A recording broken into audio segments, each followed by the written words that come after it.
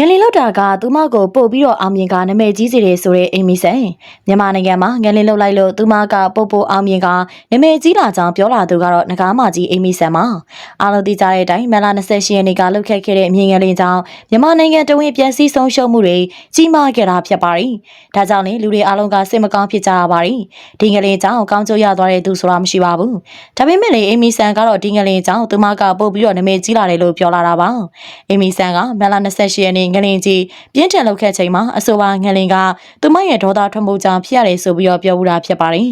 အဆိုပါ post ကြောင့်လည်းလူတွေကြားမှာပုံနာမည်ကြီးခဲ့တယ်လို့ဆိုပါတယ်။သူမကအဆိုပါ post ကိုငလင်ကြောင့်လူတွေအသက်ဆုံးရှုံးကြတာကိုမသိဘဲနဲ့တင်မိတာဖြစ်ကြောင်းဒါကြောင့်လည်းလူတွေဝိုင်းဆဲရင်သူမဘွားမှာဘယ်တော့မှမရဘူးတဲ့နာမည်ကြီးမှုတွေရခဲ့တယ်လို့ဆိုပါတယ်။